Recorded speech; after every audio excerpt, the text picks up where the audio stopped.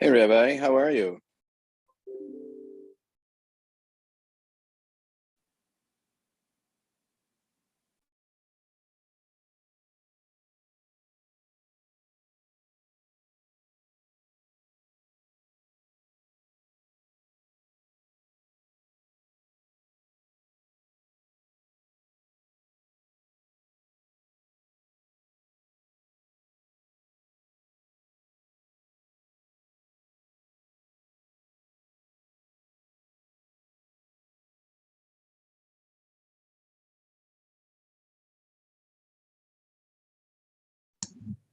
Hey, Brad, did you go to the 8 o'clock minyan today? Yeah, Okay, I was wondering. I was worried. I always worried if I don't see you at 6:30, should I chop a cottage just in case? I I usually take care of fixing it with people. Okay. All right, I want to into mixing with Rabbi Brand.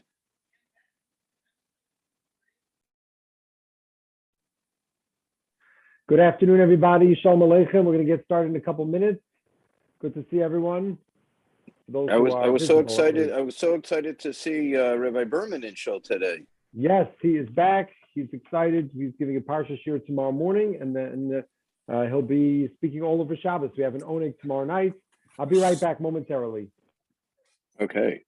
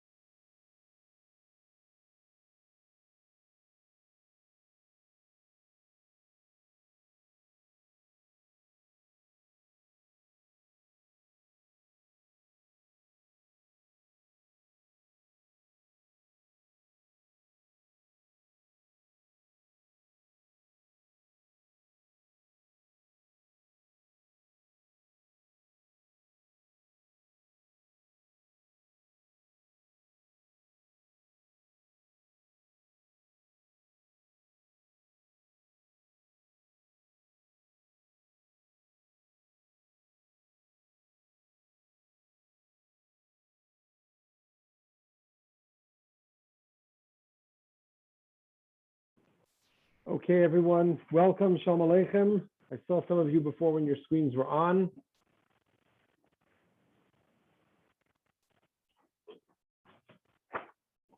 This is the continuation of our weekly Torat Eretz Yisrael Shabbos, pre-Shabbos shir.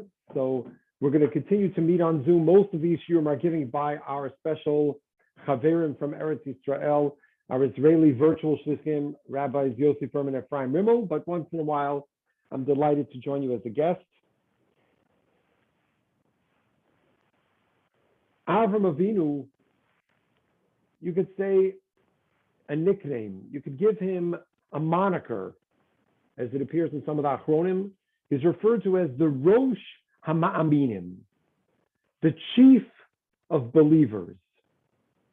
I have a beautiful sefer at home on Amunah. It's called Wellsprings of Faith, teachings from Rav Moshe Wolfson.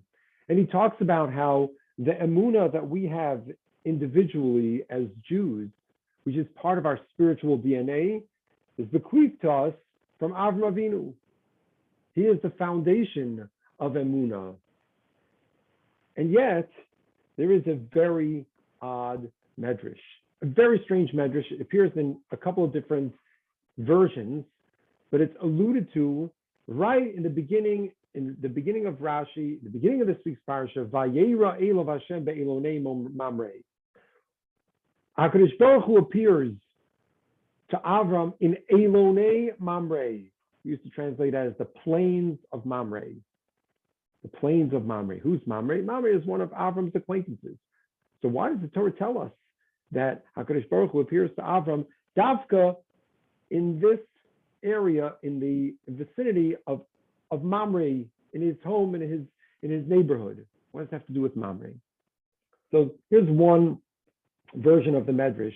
There's a Medrash in the Osir Midrashim. It says that Avram Avinu had three friends, Oner, Eshkol, and Mamre, as it says in the pasuk. When Avram was told, HaKadosh Baruch Hu said to Avram, perform a bris milah, halach v'nimlach ba'oner. He went and he literally, nimlach means he asked the opinion of Oner. He says, God told me about the bris milah. What do you think? Are you still in your chair, or have you fallen out yet? God told him do a bris milah. He goes to Oner. He says, yeah, what do you think? Very strange medrash. Omar Oner says to him, Im ta'asekach, if you do that, miyad kol umas ha'olam yifreshu mimcha. All the nations of the world will separate themselves from you. They will disassociate themselves from you, and they will say, this man Avram al atzmo lochas. If he doesn't care about taking care of himself, how's he going to care for others? So you know what he did? He left Oner, went to Eshkol, and he said the same thing. And then he went to Mamre.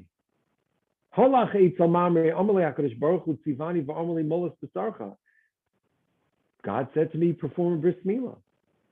Amalei Mamre la'Avram. Mamre said to him, if HaKadosh Baruch Hu said that to you, al nishmascha, on your soul, she chaviv alecha, eina tenos lo. Wait a second. If God asked you to give him your soul, which is beloved to you, wouldn't you give up your soul? He's referencing, wait a second. Didn't you already go through this nisayon? What's he talking about? Avram was willing to throw himself in a fiery furnace. So you're not going to perform a bris milah? Don't worry, he says. You were afraid of dying. You already were thrown into the Kivshan Nation. God saved you. Of course, HaKadosh Baruch Hu is going to take care of you. Al tira Avram. Don't be afraid, Avram. HaKadosh Baruch Hu says, do the bris milah. Do the bris milah. Amazing medrash, right? Astonishing medrash. So Rashi quotes, why did Avram welcome HaKadosh Baruch Hu be'elonei mamre? Hashem appears in Dafka because it was Mamre who supported him in doing the bris milah. And that's why we give him the shout out. Because otherwise it should have said, Vayera Elov Hashem. Why is it be'elonei mamre? Because it was Mamre who encouraged him to do the bris milah. Ask the Sivtei Chachamim, which is the commentary on the side right next to Rashi in the Mikros Gedolos Chumash, and many other commentaries. They say, Kosher, I do not understand. Hey, lomar. How is it even possible to consider the Avram Avinu Yitol Eitzah in L'kai Mitzvahs Bora Ulav? That Avram Avinu, he went home after Hashem said to him, you should do the milah. So, he said, I gotta ask the guys. Gotta ask the guys. Well, what are we talking about? Avram Avinu is the Rosh HaMa'aminim. Tzaddik Gadol Haya. He withstood 10 nisyonos.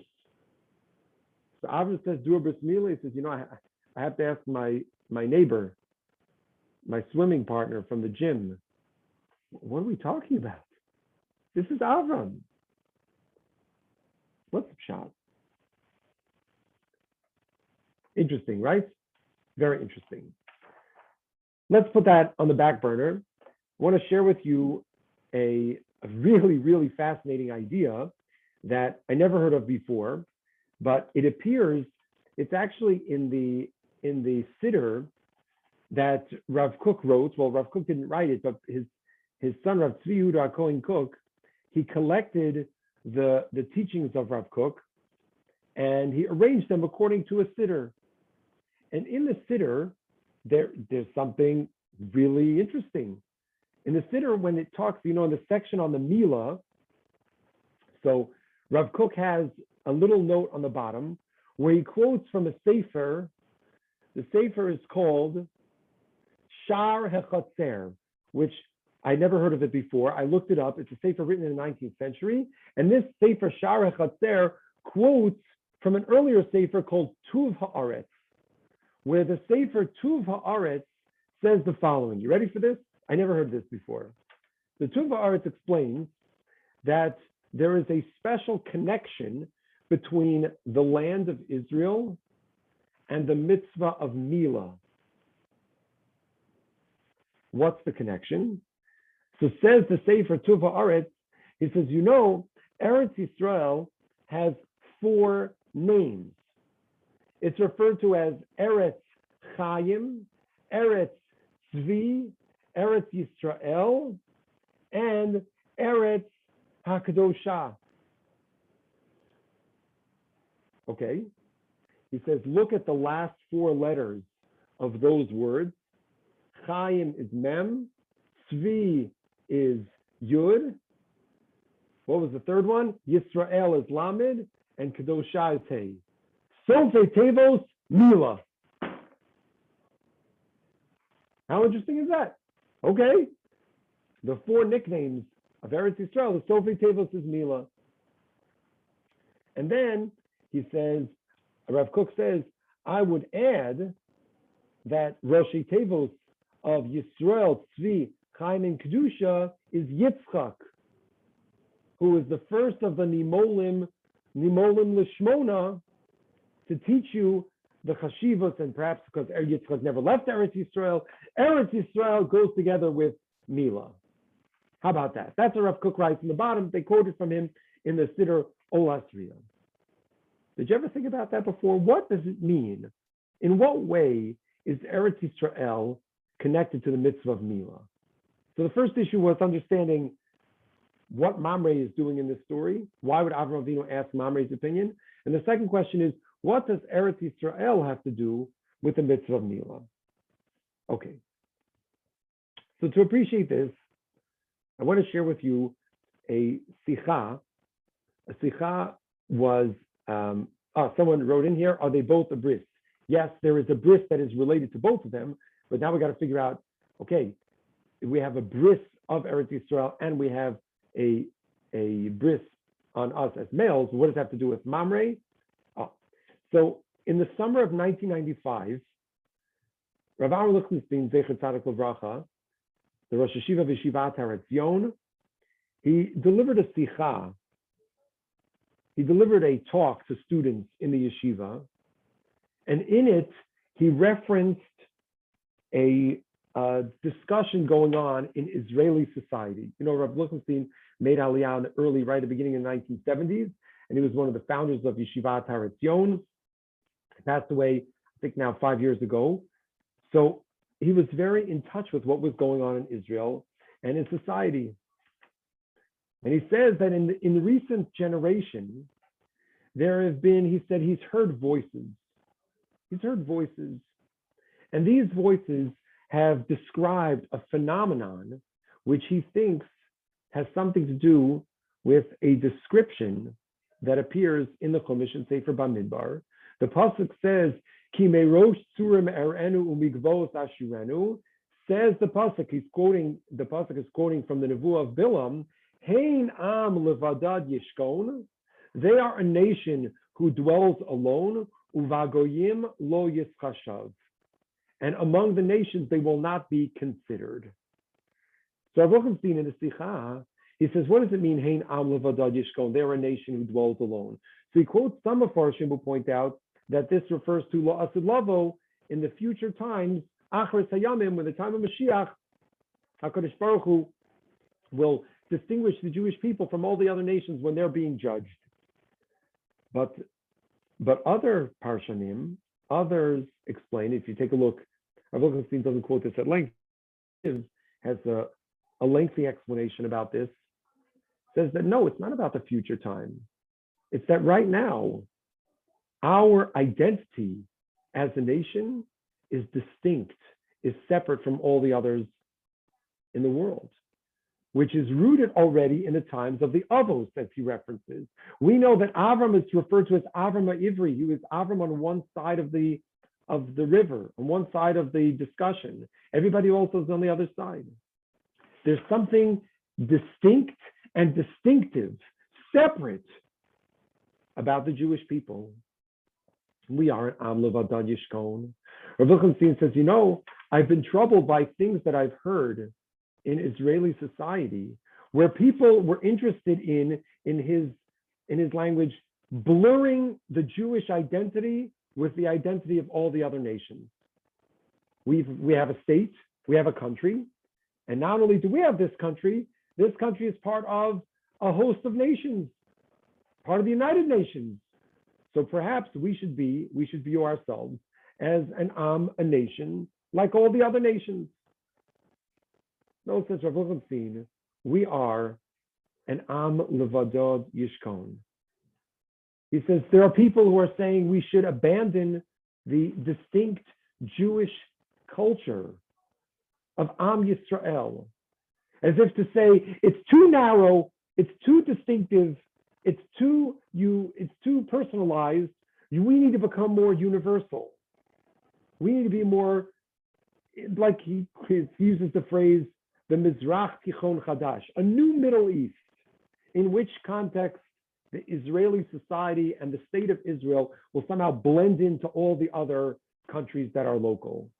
Says Rav Lichtenstein, that's not a Jewish perspective. A Torah perspective is that, yes, we're part of the overall community of humanity, and we're part of the nations of the world, and we have certain shared interests and common goals, but at our core, we are an Am Levadad Yishkon. This is what Rav Lichtenstein described on Friday night in Parshat Balak in Tafshin Nun-Hey. This idea of Rav Lichtenstein, that there is a distinction about the Jewish people, that there's something which sets us apart from the other nations of the world, enables us to understand, perhaps, the relationship between Eretz Yisrael and Bris Milah. Eretz Yisrael is a distinct land with a distinct character, and it is distinct to the Jewish people. Bris Milah is a distinct and irrevocable sign of what Brad was talking about before, of the covenant between us and HaKadosh Baruch Hu. Having our own land means we're not just sprinkled among all the nations, which would leave us to the risk of Rahman al-Islam, what we see now of assimilation. If we have our own land, we have our own distinct identity, and we need to maintain that. And that's what we find with the Bris. What's true with Eretz Yisrael on a national level is true about the Bris Milah on an individual level. When I was younger, I had an amazing opportunity, a gift, to spend time with a unique Talmud Chacham, a great scholar, whose name was Rabbi Dr. Meyer Hershkowitz, Zecher Tzadik Livracha. I met him because he was best friends with my grandfather, who passed away before my bar mitzvah. But when I went to Israel and I learned in Kerem B'Yavne, I used to spend time with my grandmother, Alaha Shalom, and she was very close still with the Hershkowitzes. So I used to go visit with him. And he was a survivor. He came to America. He was a tremendous scholar, an amazing life of many, many details that I'm not going to share now. But he told me something. He said that he had a brother. He was from Hungary. So he had a brother who looked, I don't want to say what he looked like. He said he didn't look so Jewish. He was blonde and he had blue eyes. That's what Dr. Hershkowitz described. So he said when their family was hiding in Hungary, his younger brother would go out on errands to get food because they had no access to the outside. So he said one day his brother was stopped on the street and someone said to him, "Are you Jewish? You have papers?" He said, "No." He started fumbling around. Dr. Hershkowitz told me, he said, "You know what happened? They grabbed him, they pulled down his pants, and they saw that he had a bris milah. So they shot him right there on the street." Because a bris is an irrevocable commitment to distinction, to being separate. That's why in Chazal and in the Rambam, a person who tries to disguise having a bris milah is considered something very serious. Because a bris milah says that there's something different about you. And isn't that what Aner said to Avram Avinu? Aner said to Avram Avinu, hey, if you do a bris milah, you're going to be different than everybody else. They're not going to want to talk to you. They're not going to want to hang out with you. So this, says Rav Kook, is the underlying story of why Avraham went to ask advice from Aner, Eshkol, and Mamre. It's fascinating. When Rav Kook still lived in Europe, he was the Rav in small towns, some small towns, a place called Zoimel, before he went to Boysk. When he was still in Zoimel, when Rav Kook was there, he gave Shabbos drashas. He was the community rabbi. Those drashas were published later when he was the Rav in Boysk. They were published under the name Midbar Shur, which is a biblical name, Midbar Shur, but it's also a play on words from his name, Cook, which means to look like Shur. So Rav Kook gave a drasha when he was in Zoimel. It's the 27th drasha in his collection in the Midbar Shur. And he says this exactly was why Avram Avinu was asking for advice. Because Avram Avinu said, wait a second, why did HaKadosh Baruch Hu put me here in the world? He put me here to teach about Yiddishkeit, to spread monotheism, to connect to other people. And he worried, maybe if he does the bris milah, he's going to be apart from other people. He's not going to be able to influence them. And maybe this is the wild suggestion that Rav Kook makes. Maybe if it's really true that he won't be able to fulfill his divine commandment, he should be moser his spiritual nefesh. He should not follow the, so to speak, the hadrach of HaKadosh Baruch Hu and give up on this mitzvah so that he could fill his overarching divine mission. It's a wild idea that Rav Kook suggests.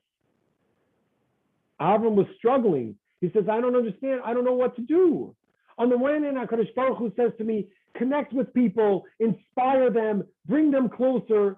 So Avram says, I got to connect with them. Then he says to me, do a bris milah, and now I'm going to be different from them. Maybe they're not going to want to talk to me. So he goes to Aner, and Aner says, yeah, they're not going to want to talk to you. He goes to Eshkol and says, yeah, they're not going to want to talk to you. He comes to Mamre, and what does Mamre essentially say to him? Mamre says, what are you worried about? Essentially, perhaps, and this is not exactly what the Medrash says, but I think in light of Rav Kook, this is what it means. Mamre says to him, look, if you do a bris milah, you will be different from other people, but it doesn't mean you can't connect to them. It doesn't mean you can't influence them. Adarabba, the opposite. If you want to have that spiritual influence on them, you have to maintain your distinctiveness. On the one hand, the bris milah and having your own identity separates you from people, but on the other hand, it inspires you. It gives you ruchnius. It connects you to HaKadosh Baruch Hu, and people will respect that. It's interesting. I think Rabbi Sachs, Zecher Tzadik Livracha's Yartzeit is this coming week. I think he once pointed out, based on his interaction on lots of people who are not Jewish, Rabbi Sachs once said that people respect Jews who respect Judaism. He said, if you're a Jew who's committed, who's inspired, if you are committed to Judaism, if you respect Judaism, then other people will respect you for it. Mamre is saying, Avram Avinu, you're not going to lose your influence on the world just by being distinct. Adarabba, you must be distinct, and then you're going to have perhaps even more influence on the world. The bris milah, it makes us distinct, but that distinction, although it certainly sets us apart in some ways, just gives us more of a platform to develop our moral and spiritual compass so that we can then be models for other people. Having our own land, says Rav Reuven, Badad Yeshiv, yes, Am Badad Yishkon, we're going to be distinct. But now we create our own model society that can inspire the rest of the world. And this is the schus, this is what some of Farshim say is going back to Mamre. Mamre was the man who articulated this to Avraham. Mamre was the one who said, and that's why Megalgalin Schus Alidei Zakai, the Medrash says, we call this place, the beginning of this parsha, Elonei Mamre, because it's a tribute to him. Because he was the one who was able to articulate this idea that yes, you need to be separate, you need to be committed to HaKadosh Baruch Hu and do the Bris Milah, which means that you're different. But despite the fact that you're different, it doesn't mean that you still can't have an influence on others. And quite the opposite. It's because of your high spiritual level of fulfilling that mitzvah of Bris Milah that you'll have even a bigger impact on other people. Rabbi Lichtenstein, he closes that sikha where he says that it was the distinction of the Jewish people. It was the special, separate nature of us that prevented Bilam from cursing us, is because of our status as an Ein Am Levad Yishkon V'Goyim Lo Yifchashav. That's what makes us special. And then we can take that special nature, exactly like Avraham Avinu did, and inspire the world. V'haraya, look what happens at the beginning of the Parsha. Avraham Avinu is right after the Bris Milah.